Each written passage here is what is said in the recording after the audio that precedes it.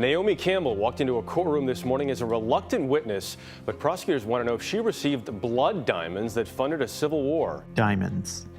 A $100 billion industry built on a lie. A lie that began more than 100 years ago by a single man, propagated by a single company, all with a stamp of royal approval from Queen Victoria. In 1867, a 14-year-old boy by the name of Erasmus Jacobs is taking a stroll along the Orange River in Hopetown, South Africa, when he spots a shiny yellow stone. Erasmus picks it up and puts it in his pocket. What happens next would eventually result in the death of 3.7 million people and change the world forever. That shiny yellow stone was a 21-carat diamond, the first one ever discovered by Europeans in Africa. It was later known as the Eureka Diamond. The story is centered around a sick young man from Bishop Stortford in England, a vicar's son, one who, like many sons at the time, was a disappointment to his father. Perhaps it was this obsession with being enough that drove him to become who he did, a mining magnate, a prime minister, an imperialist, and for some, a personification of Britain's brutal and bloody colonial past. His name? Cecil Rhodes. Rhodes is a name that very recently became the subject of debate at Oxford University. But who was he really? What did he do? And how are the reverberations of his actions more than 100 years ago still felt today? I'm Ahmed Zaidi, and this is the story of the dark and dirty history of the diamond industry.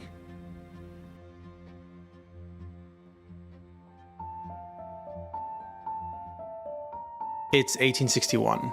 Cecil Rhodes lays in a doctor's hospital recovering from a chest infection. Unlike his brothers, Rhodes was incredibly small and weak, and as is common with a lot of history's megalomaniacs, he had an incredibly strained relationship with his father. This becomes a defining factor in Rhodes' personality going forward. Due to Rhodes' condition, the doctors recommended that he get exposure to sunlight, so he was promptly shipped off to South Africa with his brother. Since the discovery of the Eureka Diamond, South Africa had become the epicenter of the diamond rush.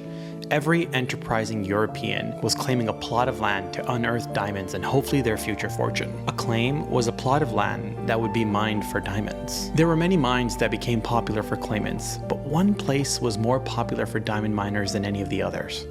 A place in South Africa's Northern Cape province called Kimberley. Okay, pause.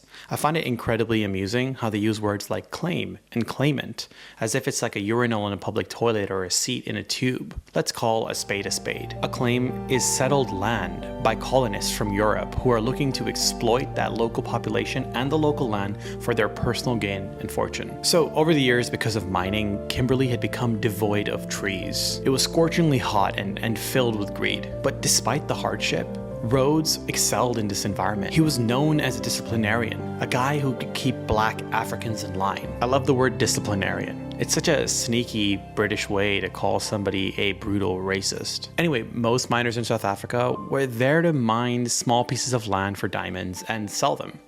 But Rhodes wasn't like most miners. He knew diamonds had no intrinsic value, and the only way that he could secure his future was to control the entire supply chain of diamonds. And the only way he could do that was to control all the mines in Africa.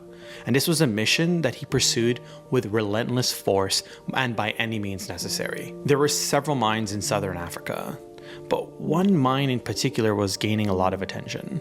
This mine would become the richest mine for the next 100 years. It was a mine that carried a familiar name, De Beers. The De Beers mine was founded by Dutch settlers by the name of Diederik and Jonas de Beer. When the rich diamond deposits were discovered in their settled land, they were forced by the British government to sell it off. How the British government convinced two Dutch settlers to sell their stolen land filled with diamonds is beyond me. But at the same time, I guess guns and death threats can be pretty effective. One thing to know about Rhodes was that he was a persistent man. He was a man who understood that at the end of the day, everyone had a price. Sometimes that price was monetary, but sometimes that price was their life. So he uses this tactic to eventually acquire De Beers and several other rival mines in the area, forming the company De Beers Consolidated Mines. This became the beginning of his predatory and insatiable drive to control the entire supply of diamonds in Africa. But in order for Rhodes to fuel his acquisitions, he needed money. And no African bank had that sort of money or the vision that Rhodes had. So he had to go to London, to a particular bank known as N.M. Rothschilds and Sons. After several discussions with the Rothschilds, they eventually agreed to finance Rhodes' vision. But even with the Rothschilds' financial backing, one person stood in the way between Rhodes and his eventual ambition of controlling the entire supply of diamonds in Africa. To understand Rhodes' motivations, we have to look at the time he spent in Oxford. So while Cecil Rhodes was building a diamond empire in southern Africa, he was also conveniently enrolled at Oxford University studying law. Can you imagine today if you were an undergrad and one of your classmates is casually just conquering a continent? I'm pretty sure in my free time in undergrad, I was just baking cookies. But I guess the 1800s was a different time. Anyway, at Oxford, Rhodes comes across an art historian and professor named John Ruskin.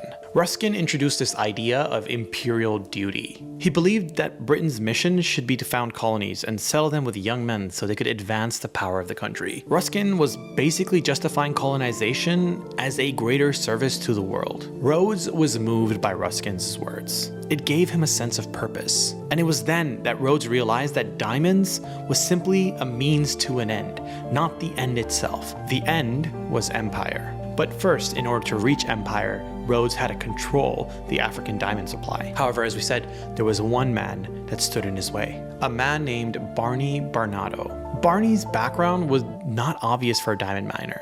He was a comedian, a prize fighter from East London.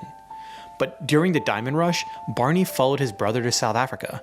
Starting with 4 claims, Barnado eventually expanded to 3,600 claims, all under the Barnado Diamond Mining Company. Rhodes and Barnado entered a sort of rivalry that eventually resulted in them merging and then Barnado selling his shares to Rhodes as part of the De Beers Consolidated Mines Company. This led to Rhodes controlling 90% of the diamonds in Africa. So once Rhodes had taken control of the diamond mines, his empire ambitions accelerated. In 1888, Rhodes sent his business partner Charles Rudd to meet King Lobengula, the leader of the Mbele people who ruled over the Matabele land and the Mashna land, 2 areas where Rhodes believed he could discover more diamonds and gold. Oh, by the way, around this time, the gold rush in Africa has just begun, so there's a bunch of Europeans coming to Africa digging it up looking for gold. Anyway, Rudd convinces King Lobengula to sign a piece of paper that gives Rhodes' company full control of all metals and minerals in Mashonaland in exchange for a monthly fee and a stash of rifles. Sounds like a bad deal, right? That's because it was. Rudd didn't fully explain to King Lobengula what he was signing into, and because King Lobengula couldn't read or write, he didn't even know what he was signing, and Rudd took advantage of that. But it didn't take long for King Lobengula to figure out what had happened. So in 1889, King Lobengula sent 3 of his men to England to meet with Queen Victoria in hopes that she could reverse the signing of the deal that ultimately resulted in him signing away his land. But Queen Victoria sends back a letter that might as well have been a massive picture of a middle finger, and Rhodes continues to conquer Lobengula's land. The irony was that there wasn't actually much gold under that land.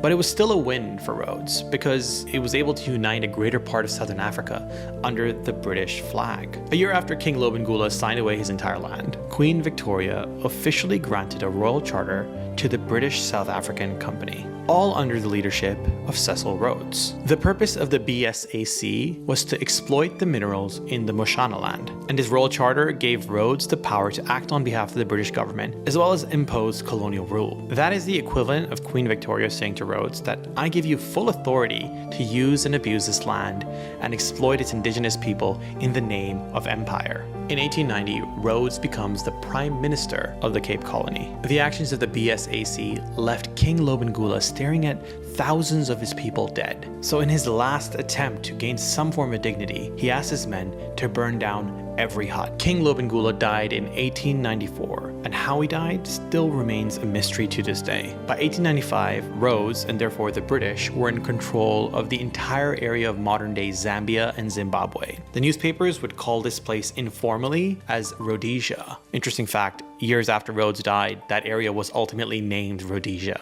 An entire country named after Rhodes. So by this point, Rhodes had essentially expanded the British territory by 450,000 square miles. But Rhodes didn't stop there. While Rhodes was Prime Minister, he even supported a bill that allowed masters to punish their black servants if they were found guilty of violating their contracts. And even though the bill didn't pass, There was no end to Rhodes' desire for power and exploitation. But it was ultimately this same desire that led to his political demise. In 1895, Rhodes led an attack to conquer the Boer Transvaal Republic. Boers were the white Dutch immigrants that had come to Africa and spoke Afrikaans. Anyway, this attempt significantly diminishes Rhodes' political credibility. And as a result, Rhodes retires as prime minister and as the chair of the De Beers Consolidated Mines Company. In 1902, on the 26th of March, Rhodes suffers a heart attack and dies. His last words were reportedly, "So little done, so much to do."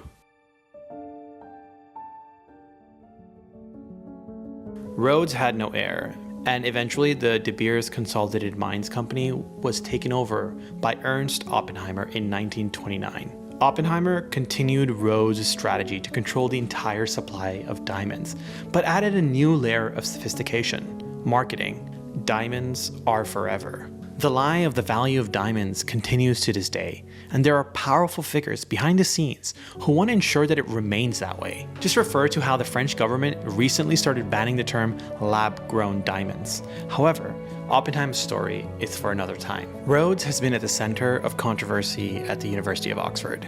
His statue at Oriel College was the subject of several protests, but ultimately the college decided that it would not remove the statue, citing financial and regulatory hurdles to do so. I'm not here to say whether or not Rhodes' statue should be removed. That's for you to decide. I'm here simply to present the facts of who Rhodes was and what Rhodes did.